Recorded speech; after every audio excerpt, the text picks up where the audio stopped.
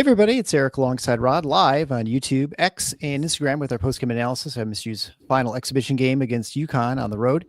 Michigan State lost 76-69 and will begin the regular season next week at the Breslin on November 3rd against Colgate. Before we begin, a reminder to click the notification bell for YouTube so you'll know when we go live, and the same for X. And quite frankly, I have no idea how Instagram works, what to do there, but I don't really understand on Instagram, but we're there. And so if you're on Instagram, welcome. You can also join along and comment as we're doing the show. If you want to get ad-free audio versions of this podcast, make sure you go over to our support page and sign up to support the show on Patreon or Substack. You can find that at www.tffinots.com/support. Okay, Rod, let's talk about the game here. First thing to note, I guess, that this was an exhibition game, right? So it doesn't count. Well, we shouldn't get too worked up, but I'm sure some people will. I do really feel like I got a little ripped off paying $8 for a free throw parade to watch on TV. I mean, there was a lot of. We talked about this. Well, we did. I was surprised by the enormity of it, but I wasn't surprised there were a lot of fouls. Yeah, I mean, it's what UConn does, and Michigan State over the years is certainly not a team that never commits fouls. They're not. Bo Ryan, Wisconsin. Yes. Wink, wink. By the way, Wisconsin under Bo Ryan committed a ton of fouls. They just didn't get called for them. So anyway. Yeah, there was a lot of contact, but come on, that was a little excessive in this game. So the game was lost, I think, in the first half when Michigan State was down 44-33, got out rebounded by 6, had only 7 field goals. The second half was pretty much more the same, although Michigan State held even on the boards. Still struggled to hit free throws, especially, by everybody, but especially Cone Carr, who was, I think, 1 for 5 for the game. And can I stop you there? Let me just say one more thing, and then you just go ahead. Yeah. Go ahead. So as far as individual players, I was a little concerned overall watching the game at the 2, both with Fort and Tang. I don't think either one was great, but I was encouraged by the play of Cam Ward. To be honest, I thought he really held his own in defense for the most part. I know Caravan got off and scored quite a bit, but I thought he did pretty good. But I'll let you go on and just go ahead and launch into wherever you want to go.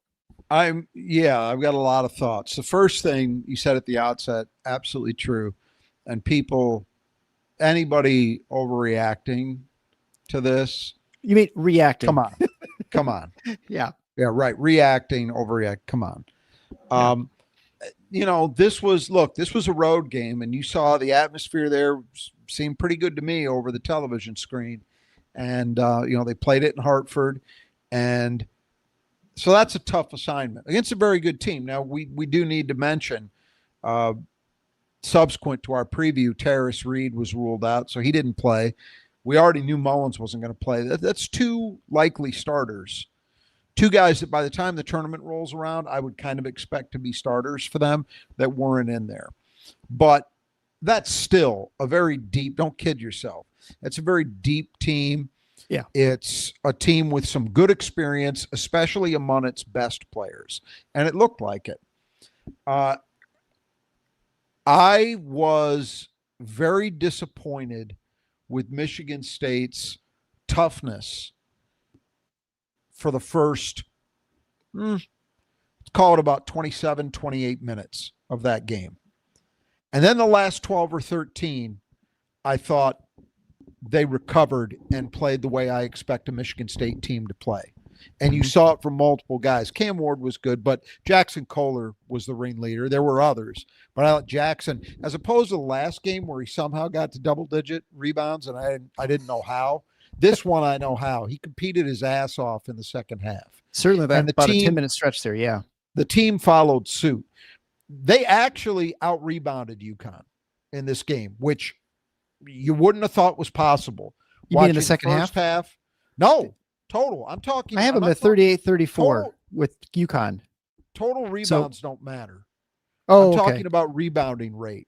Now, Michigan State had big problems on the defensive glass, which we'll return to. I don't want to go too much in depth on that. Mm-hmm. But Michigan State, because of the way they played the last 12 or 13 minutes, actually ended up winning that battle by the metrics that actually matter, which is how many times a shot goes up, do you get it? They out-rebounded UConn by 6%. So I'm happy to see that. If it took 28 minutes of an ass kicking on the backs of an ass kicking by Bowling Green, in my view, to finally get it through. I don't understand it because, as we've talked about, there's no good excuse for this suddenly being a team that struggles to board. Right. They were great last year, and most of the prime movers in that effort are back.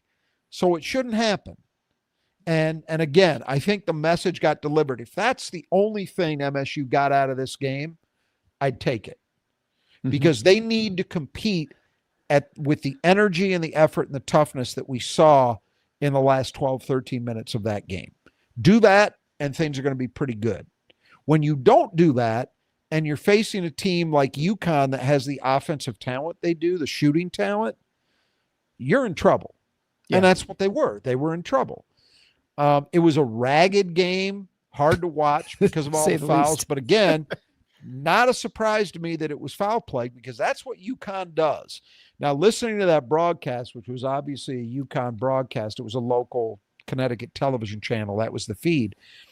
I didn't think it was bad, but they were talking about both Chris Smith, the color guy who's a former UConn player, and Jim Calhoun, when he did his cameo at the end of the first half, were both saying they were fine with the fouls because at least UConn was being aggressive defensively.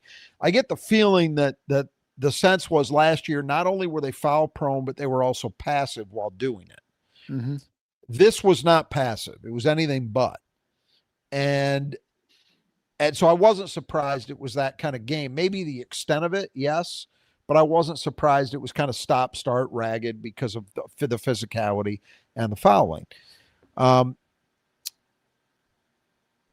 I think for Michigan State, I would agree partially with your statement about the two. I actually didn't mind Trey Fort's game.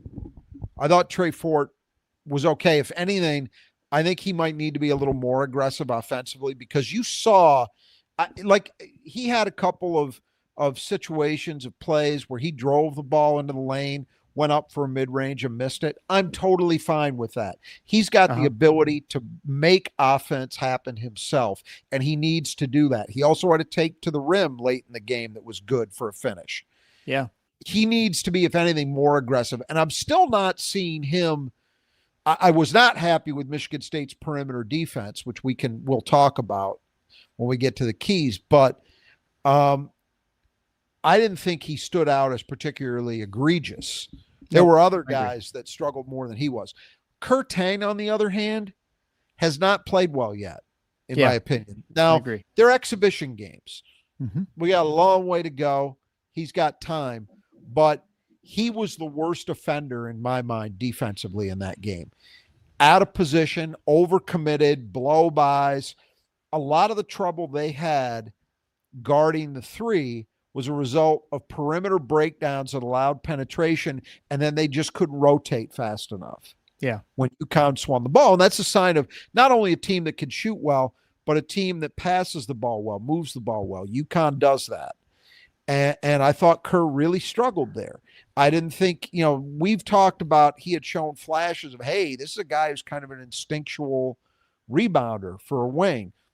Not seeing it. Day late, dollar short in this game in terms of his reaction. So in my mind, I'm not saying Trey Fort has provided a TKO, but he's clearly been the better option. But here's the other thing. What I loved tonight was Jordan Scott. Jordan Scott competed. He played his ass off when he was in the game. And, the production's fine. He had 6 points, hit a three, but he had 4 rebounds and 3 steals. That's competing. Yeah. And that's what I'm not seeing enough of from Kerr. Kerr missed all his threes. Okay, he hasn't dialed in the shot just yet. That's not the end of the world. But if you're also compounding that by not competing, which I didn't think he did, give me the freshman. Jordan Scott, to me, showed that he's ready right now to compete in big boy games. I'm not saying there aren't going to be bumpy moments. There will be. but he looked legitimate out there. He looked like he belonged on that floor. I loved his energy. And I'll tell you what, when you could do the things he can do, shooting the ball and with 6'7" size, that plays as he is going to, we would assume, get more and more comfortable. I thought Cam Ward competed. He didn't have a lot to show for it in terms of production. I don't think he scored 1 point, had 2 rebounds, but I thought he played hard. Yeah. I agree with you. I thought for a freshman, he showed up. So I'm really high on the way the 2 freshmen look. We didn't get to see Jordan because of foul trouble really do much of anything against Bowling Green, but we did tonight. I was really happy with him. So if I'm Kurt Tang, might want to worry about that because, and again, exhibition game certainly does not trump what Tom Izzo sees in practice every day. But eventually that's got to start making its way to the floor when the lights are on. And if it doesn't, then, if we were to see more of this, my feeling would be, hey, Kerr gets some minutes, but primarily you start Trey Fort and you're playing Jordan Scott and Ugochukwu off the bench because Ugochukwu, he's a feast or famine guy. I mean, he had some great moments in this game, and then he had moments like grabbing the back of Caravan's jersey to give him just an obvious giveaway. Yeah, intentional foul, and he had the other where he makes a great steal and then kicks it away in transition on a 3-on-1. That's going to kind of be the Divine Ugochukwu show, I think, at least for a while, till he gets a little more experience under his belt. But I like the way he's playing overall. I mean, I think he's certainly demonstrating he deserves to be in that rotation. So that's where I'm at with the 2 spot. I don't think they've solved it yet by any means, but I see signs. Trey Fort, and maybe you lean on Jordan Scott a little more. We talked about it a lot. This time last year, nobody was sure how much Jace Richardson was going to play. I'm not saying Jordan Scott is ready to have a Jace Richardson type explosion. I doubt it. But do I see enough signs? And then I combine that with the way Tom Izzo's talked about him over the last few weeks. Do I see signs that, hey, Jordan Scott could be a 15-minute-a-night guy and give you 15 good minutes? Yeah, I think it's possible. Yeah. I was pretty happy. He to me, there were 3 things individually 3 guys that I really liked in this game. I thought him for sure. I loved the way Jeremy Fears competed and attacked. Loved it. And Jackson Kohler with what he did in that second half, I was really happy with the way he competed. Other than that, not a lot of individual highlights. Cohen Carr, the free throws, whatever. That's going to get sorted out. I refuse to believe he's a 33% shooter. Something reverted back to last year. I don't think so. Right. But I will tell you the problem in this game, he did not impact it. Not nearly enough. As much a guy as you'd expect with him, with his athleticism, right? Yeah. And I loved what we saw in the Bowling Green game from him in terms of his assertiveness. Didn't really see it tonight. And that can't happen.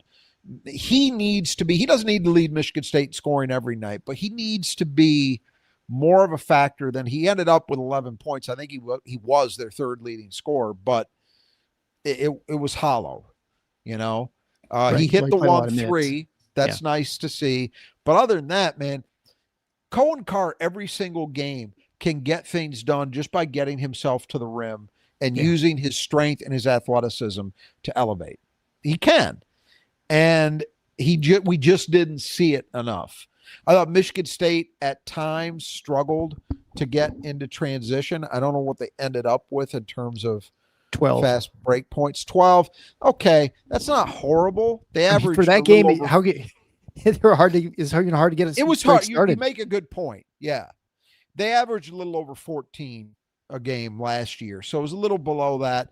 There were times where it looked good, and I thought Jeremy Fears was really trying, especially in the second half. I thought he was really trying to push it. Not always successfully. Somehow he had 6 turnovers. I don't know how, because it didn't seem like that to me. Watching it, I was surprised when I saw that number, but Be that That as it felt right may, to it's me. sick. Did it? Okay, fair Yeah, it enough. did. I think maybe I was more forgiving because I thought he was at least competing at a level. He's the one guy the whole game competed Yeah, at I the mean, there's level that you one need to.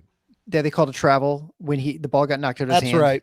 Yeah. Like so, but that was just Yeah. one. I mean, he had a couple where he tried to feed it at post and you got tipped or something. So But that happened a couple times. I liked his game overall. I mean, 13 Yeah. free throw attempts, even in a foul happy game. Yeah, that tells you something. He was trying to get to the rim and make things happen, and he was seeking contact. That's all great stuff.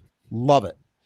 To go back to Cohen though, he's got to find a way to be more assertive and more impactful every time out. I thought Carson was okay. I mean, he actually ended up with good numbers. He was double digits in rebounding.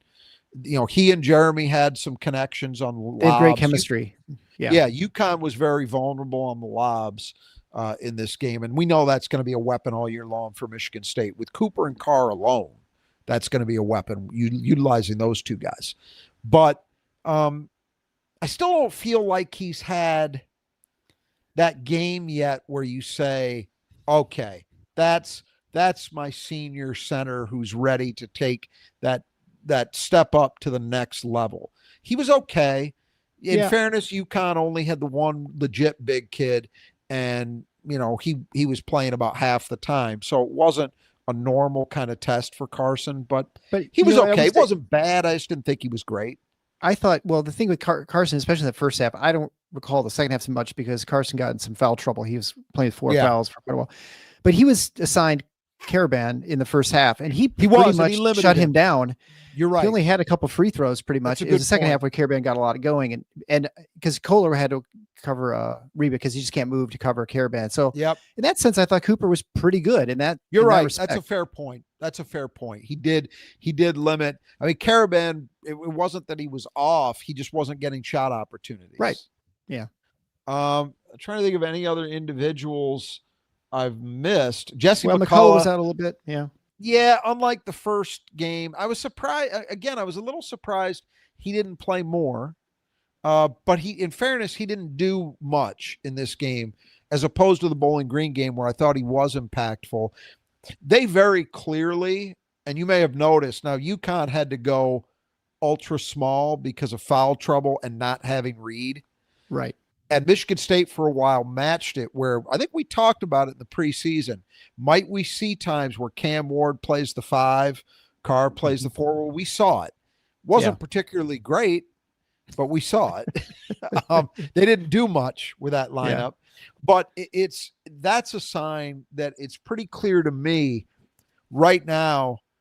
Cam Ward is the first guy in that post rotation off the bench, pretty clearly ahead of Jesse McCullough. That surprises me a little bit because Jesse's got a year in the program and I know they're high on him and I think he's shown some things, but it goes to show you what they think of Cam Ward. Well, I think on defense, especially Cam, for a freshman playing that position, which is pretty hard position to play, I think, at Michigan State, he holds up really well. I mean, for a guy who's not played the system, he doesn't get lost too much. He doesn't end up over rotating. I mean, and so much pick and roll action for Kansas, so many screens on the perimeter of all their players. I mean, to not get lost as much as you could. Yeah. There are times when people did. I thought he really impressed me that he just managed to not look lost. I mean, it's not fair to go back and compare him to Booker, but that's sort of like the last, 4 freshmen we saw. And you have, there's just no comparison, obviously. I mean, you have somebody's motor and everything's just different about it, You see moments like there was a play in the second half where it ended up a jump ball that went to Michigan State, but Cam was going against, I think it was like 3 UConn guys and somehow got the ball. I thought a foul should have been called.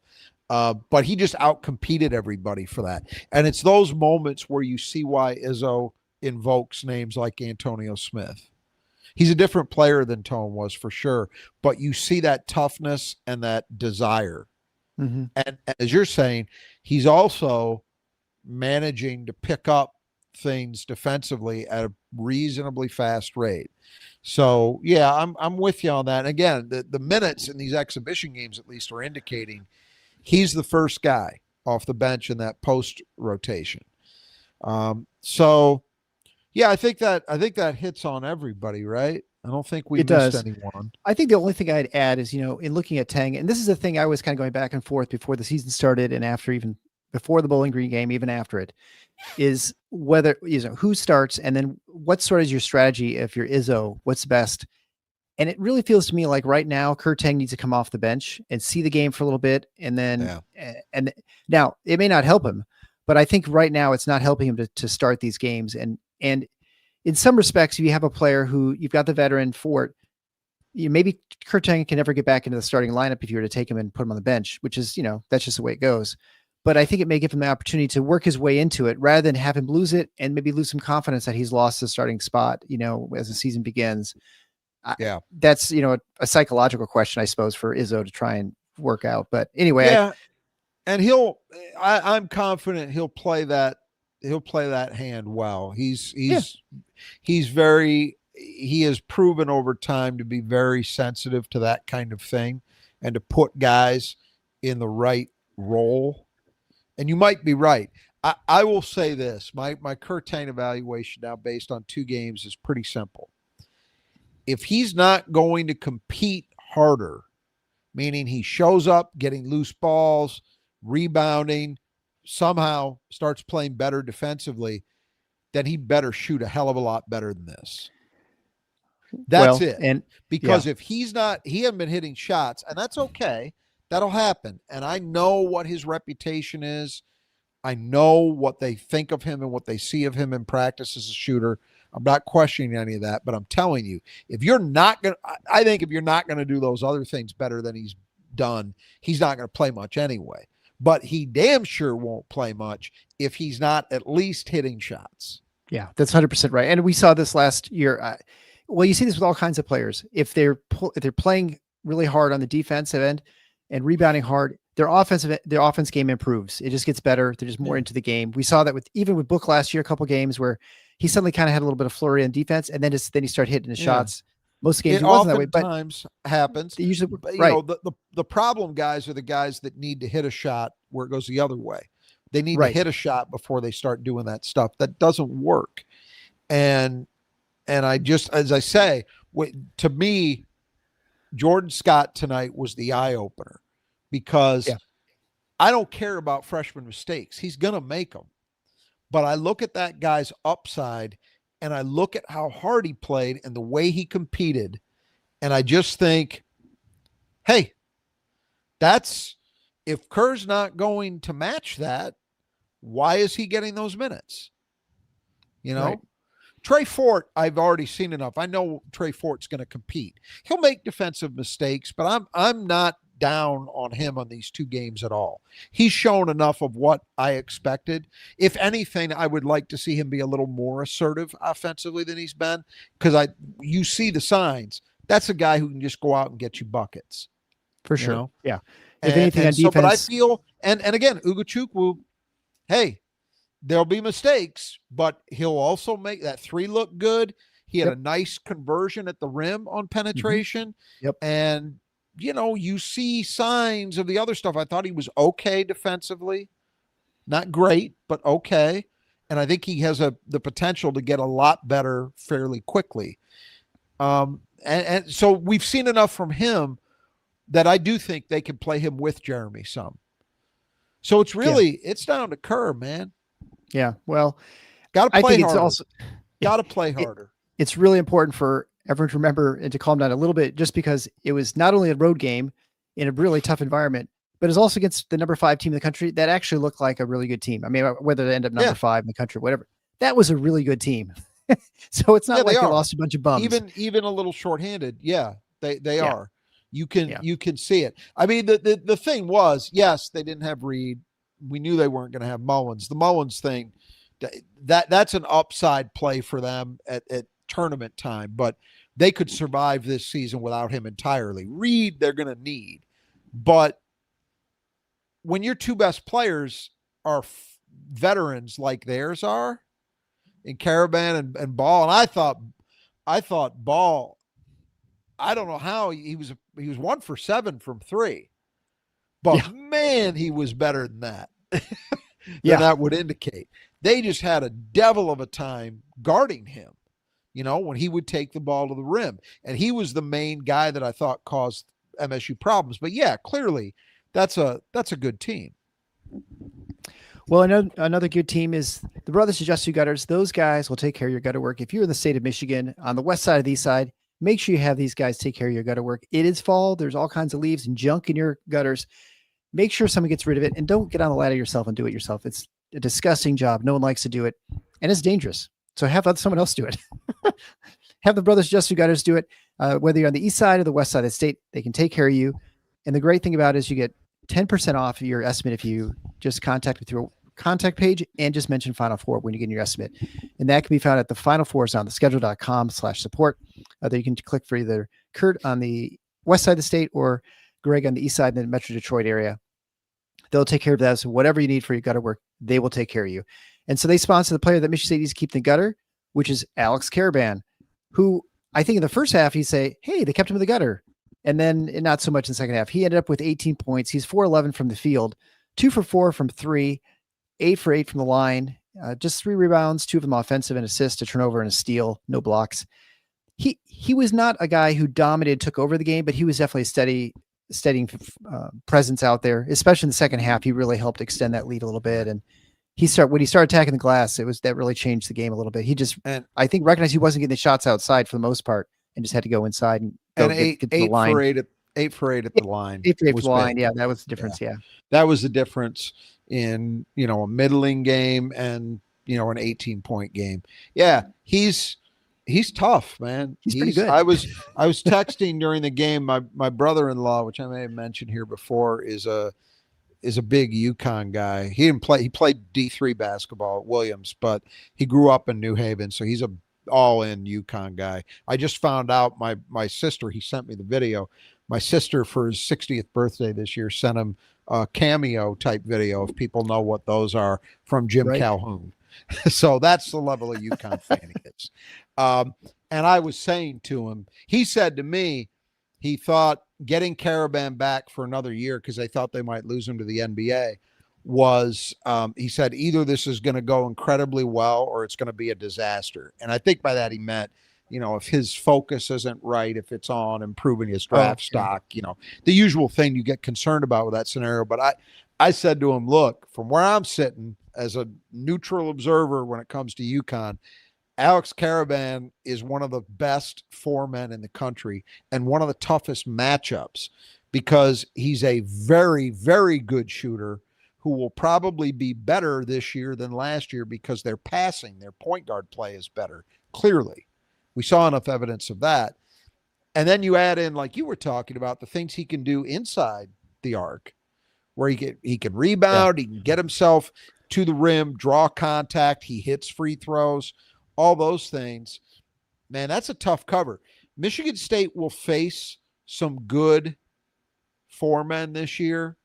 If the Landenborg kid at Michigan is a 4, which I think for their sake he better be, that's a very tough, because he can't cover threes. Right. Yeah. But that's a very tough 4 man. I'm sure I'd have to look at who some of these other teams, Duke and Kentucky, that they're going to see roll out at the 4. But there aren't going to be many better than Caravan was. Yeah. That's just a fact. I know that in the Big Ten. There will not, maybe Trey Kaufman-Renn, since he's a 4-man now. But in terms of how difficult a cover a guy is with what he can do on the perimeter and inside and with the ball in his hands facing you up, they don't come much tougher to handle than that. All right, moving on. Coming to Who Cleans Glass Best, brought to you by the Squeegee Squad of Grand Rapids. If you need your glasses cleaned, and that's glasses meaning your windows, make sure you call the Squeegee Squad of Grand Rapids. They can take care of it, not just in Grand Rapids, but the greater Grand Rapids area. That means all of Kent County and surrounding counties. Give Troy and his team a call. They'll do fantastic work. They'll give you 15% off. You mentioned Final Four when you get your estimate. And you can do that, of course, at our support page at tffinots.com/support.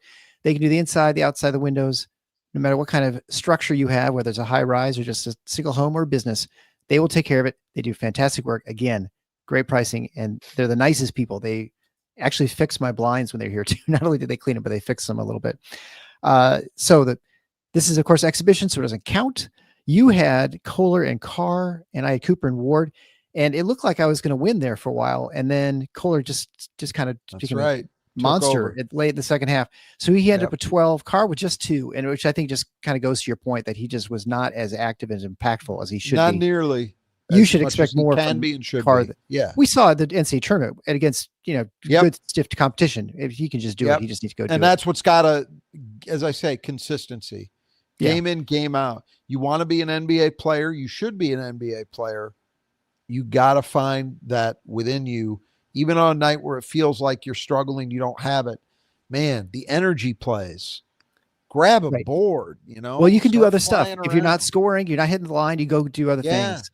And just keep getting the line. Eventually, you'll make them. Yeah. Well, Cooper and Ward, which is the one that I had at 10 and 2, so it was pretty close. It was 14-12. So you end up I'll take the practice win. So the practice win is yours. Split it, right? 1-1 in the preseason. We split it. All right. Sort of like we did most of the last year until you just got on a heater at the end of the season and then wiped me out. So we'll get back to it when Colgate. I got to do it because this stupid beat Rod competition is, I'm set up to take the hit on that one no matter what I do. So I have to make up for it somewhere. I need this. I don't know that you did a whole lot better. Well, you did better at the NCAA tournament picks. I don't remember what you finished. I think you're still probably top third, maybe, or top half. Yeah, I was rolling for a while.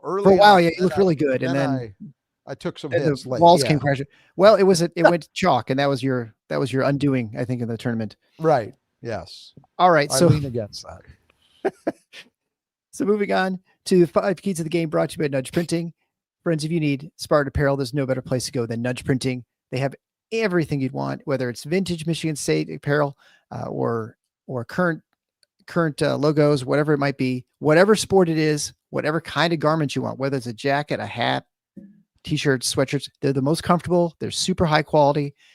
They're my favorite of all of my family. That's where everybody wears them all the time. We actually kind of fight over them in some respects because we're not all totally different sizes. So it's kind of easy to forget whose is whose and they just get stolen. So anyway, make sure you go to Nudge Printing, nudgeprinting.com. You get 20% as a listener or viewer of this show just by entering Final Four as one word at checkout. When you go get that, check out their page. They have so much stuff. They also have like stickers and things like that. I've got the backside of my computer, which you can't see, of course. So go there today. You'll really be glad you did. And so let's go through the keys of the game. And the first one is transition game. And to what I was saying earlier, I think Michigan State won this 12-4. So they had clearly an advantage here from, fast break. And I think that was probably pretty accurate because it really wasn't, it was really hard to get anything going, partly because Connecticut was very handsy and they were grabbing things, partly because Connecticut was really not missing for a little while early in the game too. It wasn't really given an opportunity. They pressed a little bit too, which was, I thought, unusual, kind of surprised, but it didn't really cause much trouble. I think for Michigan State, it slowed them down a little bit. They definitely didn't slow down Michigan State where they kind of attack the ball handler, which you see some teams in the Big Ten do to kind of slow down Jeremy. But overall, I think the transition was probably as good as it could have been in that game. Maybe this best way you put it. Yeah, well, I'll differ with that in this sense. When you give up a 40% offensive rebounding rate, well, that's going to really damage your transition game. Well, right. And that was it. Yeah. So you're right. The one thing that UConn did very well to hold down, you're right about the other things not really having an effect. And I do think the opportunities that Michigan State ended up having, they're pretty good. I mentioned, especially in the second half, I thought Jeremy was hell-bent on trying to push pace. So I give him a lot of credit. But when you give up a 40% offensive rebounding rate, it's going to be tough sledding. Yeah. And, that was it. And Michigan State had a couple of other opportunities.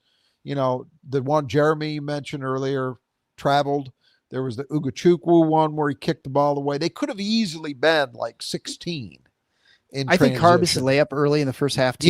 He did. Like that first when no one could hit anything. Even considering all of that stuff, the opportunities were there, which tells you that Michigan State did a decent job at cashing in when they got those chances, other than the ones we just mentioned, to even get to where they were. But I'd say a little disappointing.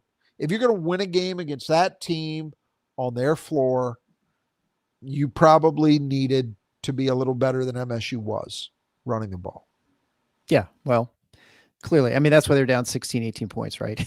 Because they weren't doing the things they needed. Well, and that was part of it. The other thing, which we haven't really talked about, was the team-wide disaster area that was the free throw line. When you're given that many opportunities, I mean, honest to 44 God, free throws. It's crazy. If they shot kind of a normal Michigan State percentage that we would expect, they might have won this game.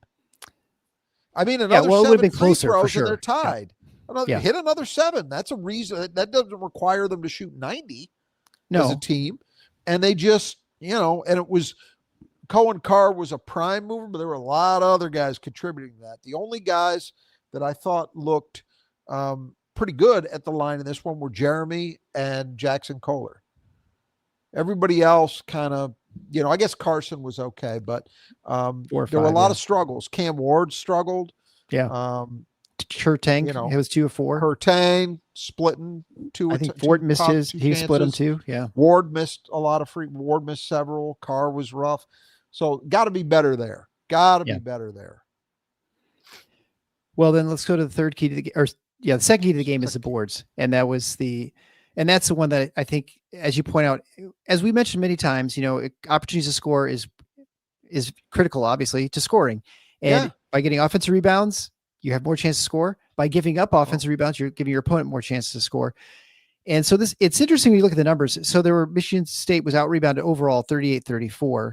They were down 6 at halftime. So they, I guess, out rebounded Connecticut by 2 in the second half. From an offensive rebounding standpoint, Michigan State had 13. Most of those, I feel like, came in the second half. I have to look at the splits here.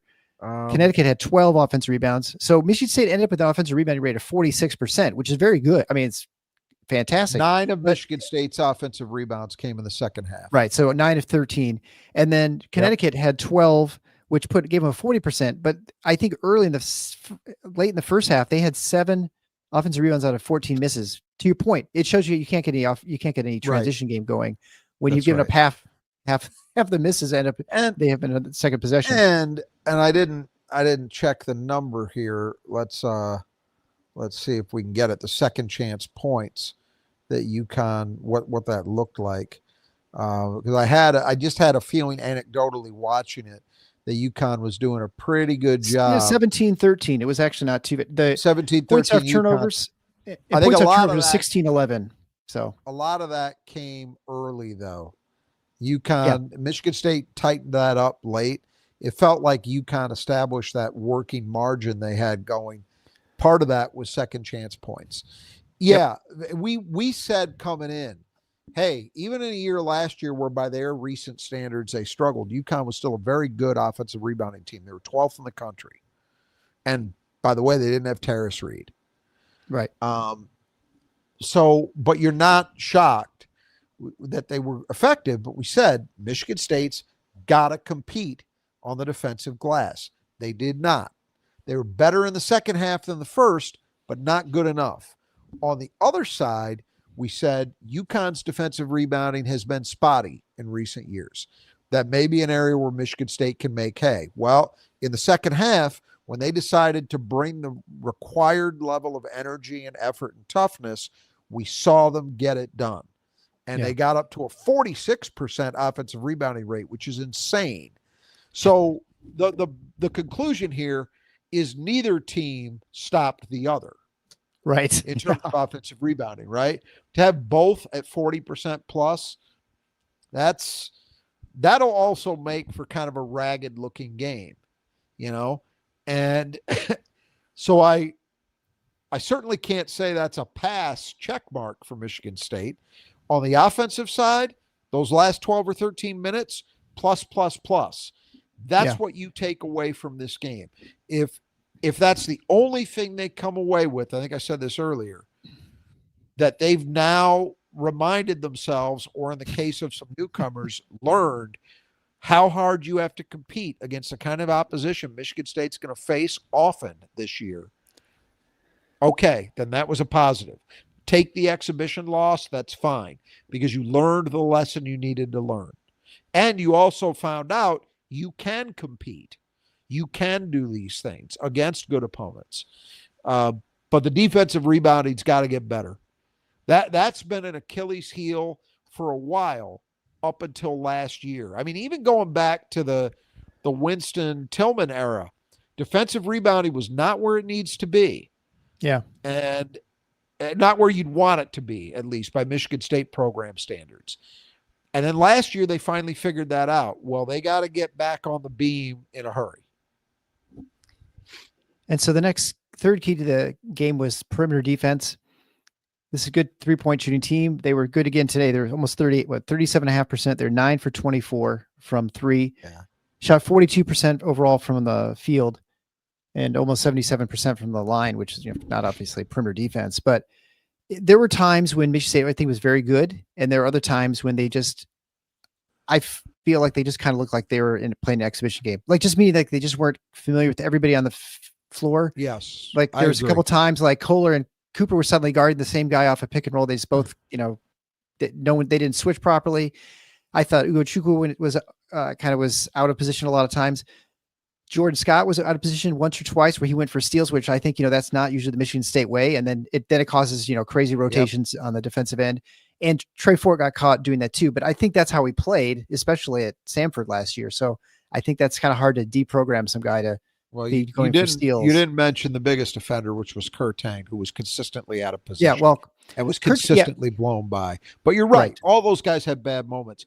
I agree with you on your ultimate conclusion. Here's how I would put it. The rebounding stuff, that's got to get better.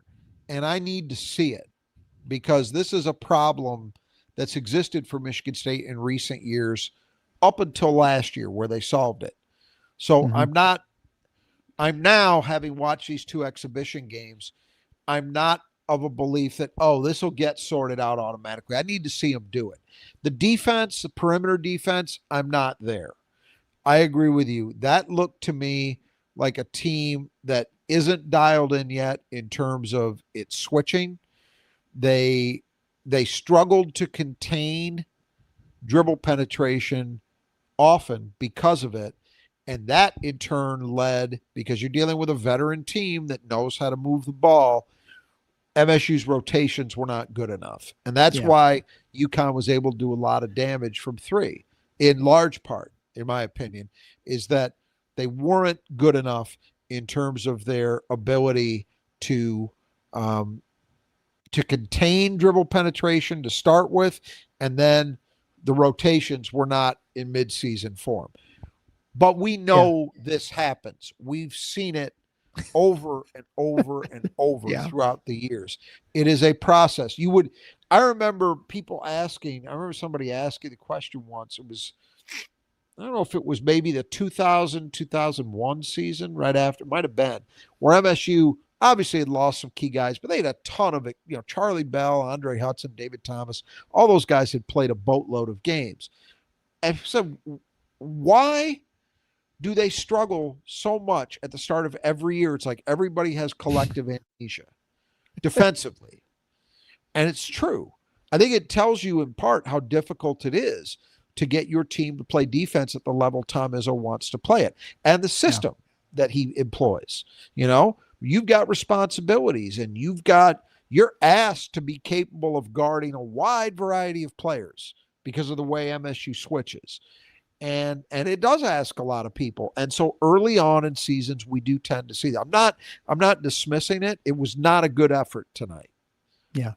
Well, and I think, I am reasonably confident we will see it be much better. Right. As time goes on. And last year we had Jaden Akins and Trey Holloman out there.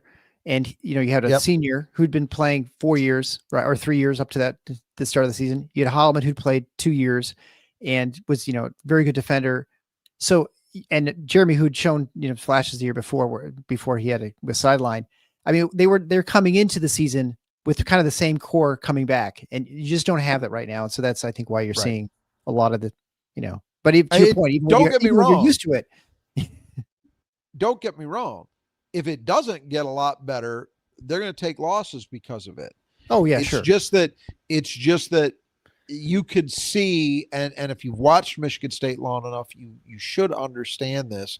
See, okay, this guy is clearly overcommitting there. He's putting himself in an unbalanced position, and that's going to leave him susceptible to blow-bys, or the rotation isn't sharp enough. The recognition is a half beat late, all of those kinds of things.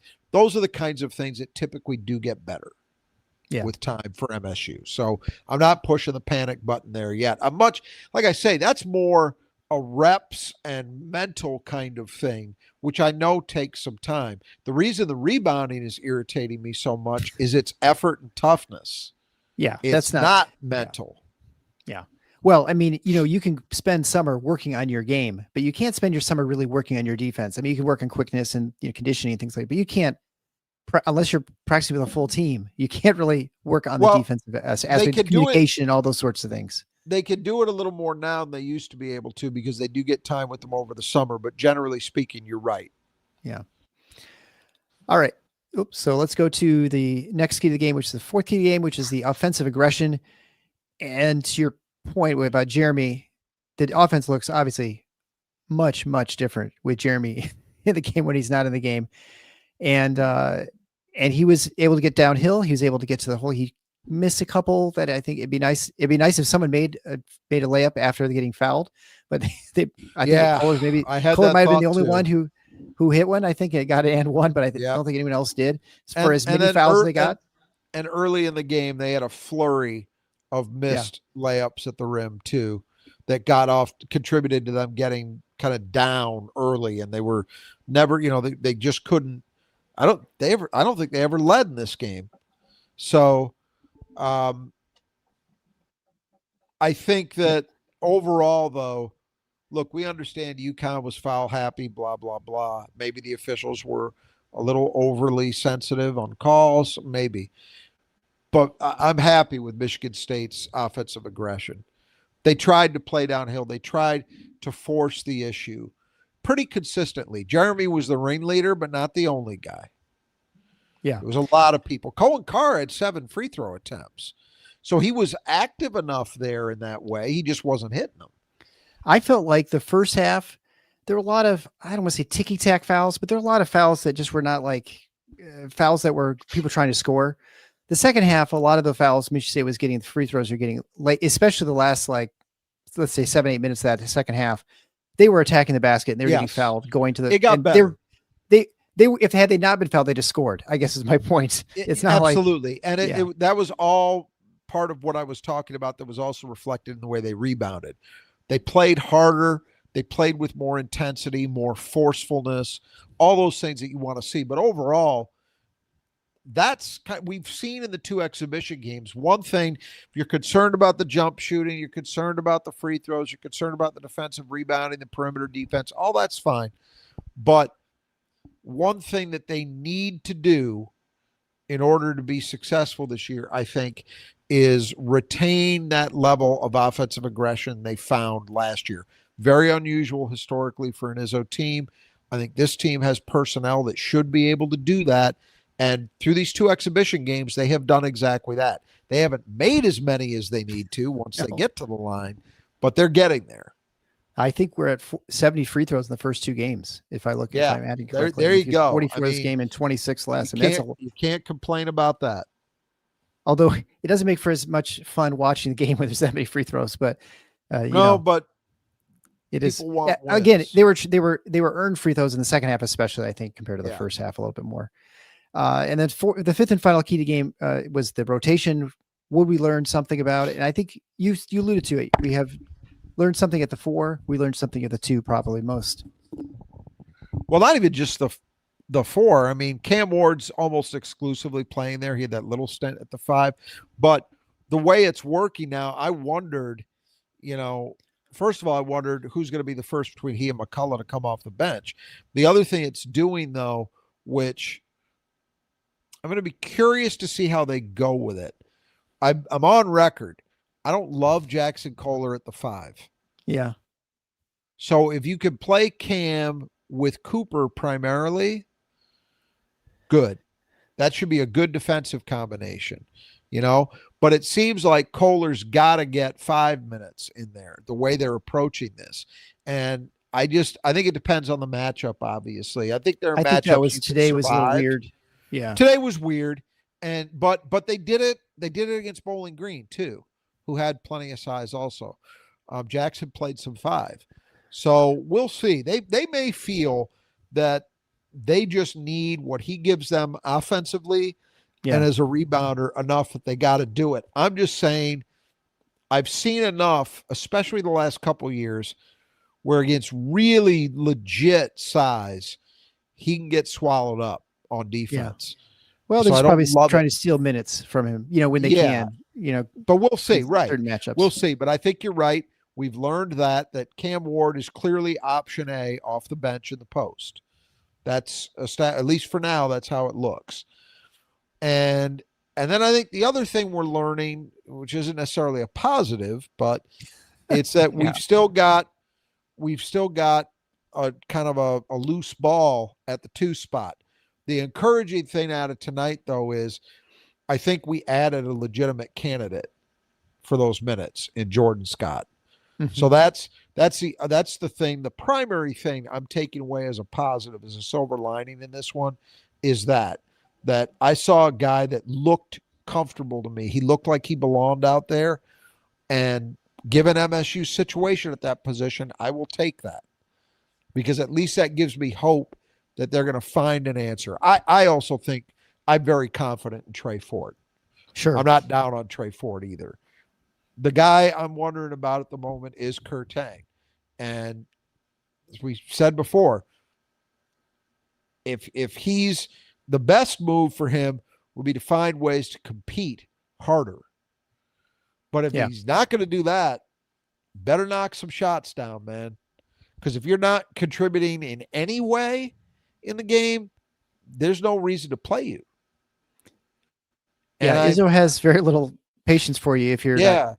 In fact, I don't know what Izzo, you have to really shoot well for Izzo to have patience on the other end. Right. But I'm talking about like any kind, like a 13-minute roll.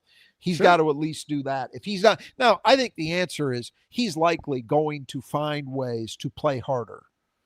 Yeah. I will be shocked if this is the Kurtang we see. I'm just saying, not an auspicious beginning, these 2 exhibition games. He certainly has not staked any kind of claim where you would say, well, that's your starter. I don't think so. So it's going to be really interesting to see what Izzo does against Colgate. Does Kerr get the start? I think the thing tonight that was interesting is if you look at the minutes, he only played 12 minutes despite starting. So very clearly Izzo, which is what I would expect him to do, was reacting to what he was seeing out on the floor and allocating minutes accordingly. He got enough time to try to give him a runway to find it, but when he wasn't finding it, here comes the hook. And I think that's how it's going to be. Do you think with Jordan Scott, I don't remember seeing much of this, of him handling the ball. I mean, do you think they feel comfortable him being at the 2, or do you think that's going to be some time later this season? Yeah, I think he can handle well enough at the 2. Because, I mean, 6'7" 2 is, I mean, it's kind of... It also depends on what, the combinations you're playing out there, if they've got... But I do think he had the ball in his hands a lot in high school. Yeah. Okay. I'm not saying I'd be comfortable rolling him out as the point guard tomorrow, but from what I've seen, but more importantly, what I know about his game from before he got here, I'm not worried about that. He's not, Michigan State's not, you see it, man. This isn't last year where, it could be Jeremy initiating offense. It could be Trey. It could be Jaden, Jace, all those guys. They had 4 guys who you would be okay with turning to as your primary ball handler if you needed to. That's not this team. It's Jeremy Fears, and then Ugochukwu after that, and then everybody else after that. So I don't think but do I see enough from Jordan Scott that I could say, yeah, he can handle the 2? I do. I don't know if Izzo does. I think so. And that's why I'm saying I think you've now got to think about putting him in the conversation for a bigger role, because we can assume he's only going to get better. Yeah. Right. And if he gets better and he's playing as hard as he does, man, that's going to be tough to deny. Yeah, well, and just looking at the comments from left by Connor Dalton and CJ Haddad and Trains and Planes. I mean, there are people who are very high in Jordan Scott. They're with you. I think everyone was very I think it was impressed pretty with how he obvious, played. wasn't it? Yeah, I know. I agree, but I don't think either of us saw. I feel like this very much like last year. Like I don't think either of us saw Jace having the season he had. I mean, certainly no one saw the season he's going to have, but I think we were both surprised at how comfortable he looked, how early in the season that he looked okay, like out on the floor. That's what I think surprised more than anything. I mean, even Cam Ward, I think we expected him to look like he does now, like he belongs on the floor, but not that he sort of has it all figured out. But Jordan Scott, to your point, I mean, he looked, aside from that first maybe minute or two in the game tonight, he looked really comfy out there, like he was expected to play. Here's what we didn't know. I don't know. We didn't know where he was going to be strength-wise. I knew he had made improvement during his senior year in high school. He'd gotten a little bigger. And you always assume that there will be some improvements in that first summer. But he's clearly made – I didn't think – and look, one thing we could say about UConn with full confidence, that's a team that plays with physicality at every position, right? He didn't look out of place. You know, I thought he held up just fine. So that's one question that we couldn't have answered in the preseason that I think – or the summer especially, I think we're seeing indications that, yeah, this kid can probably hold up, physically. And then the other thing you don't know, and to be fair, we still don't know. We got a good look tonight. Exhibition, right? Exhibition. But how's he going to hold up defensively? That's a challenge, Yeah. But I'll say this. Tom Izzo invoking Max Christie's name as a comparison point for Jordan Scott, that tells you something, because I think what he's talking about is the physical type that he is, but also that, hey, we think this guy can guard people. So if he can guard people, well, then that takes him up, because we know he's got offensive skills. We saw some of it tonight. Then we're in a position where we have to revise what we were thinking, because I was thinking on a 10-man rotation, he's the 10th guy coming into the season. Yeah. I'm not convinced that's going to be the case anymore. I mean, he might only be the 8th or 9th guy, but he might not be the 10th. When we had him on the show, worry. Yeah. Well, when we had him on the show earlier, he was very mature too. I mean, very much remind me of Jace too, like really like very thoughtful, well put together kid. So I don't know. I mean, here's a question from CJ Haddad. So with the regular season about to be here, what do you guys think are the must-win non-com games against the big-time teams Michigan State plays? I mean, I can answer that. I guess none of them. Really, you don't have to win any of those games. What is must?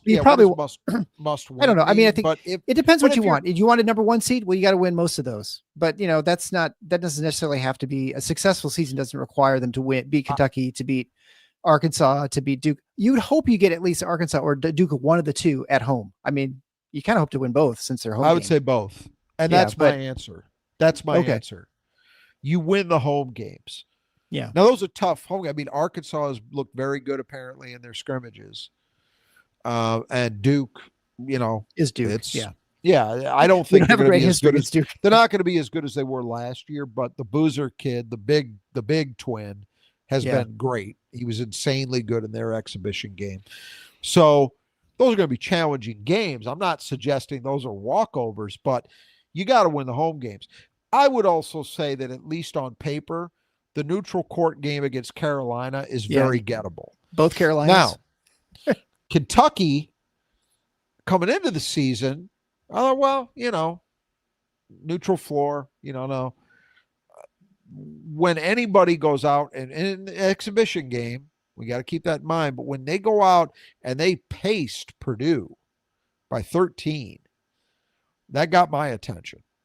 So that would probably, of the 4, that would probably be the one, even though unfortunately we're going to be there for it. So I hope I'm wrong.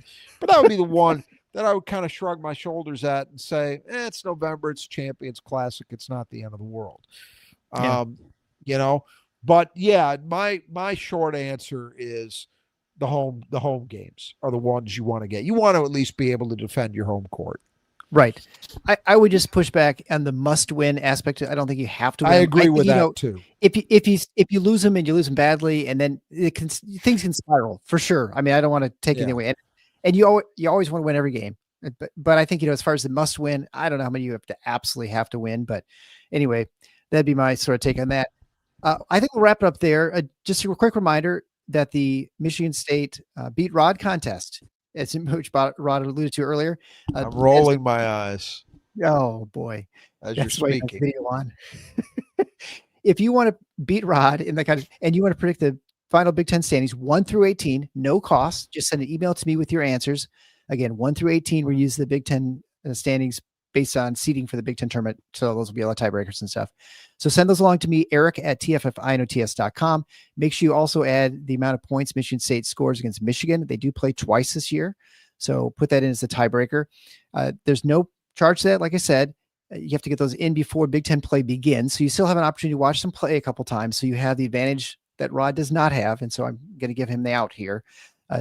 Your prizes for Nudge Printing. So some really great gift cards. So you can buy some really cool Nudge Printing gear. And then check out our support page as always. If you want to support the show, you can find it at tffinots.com/support.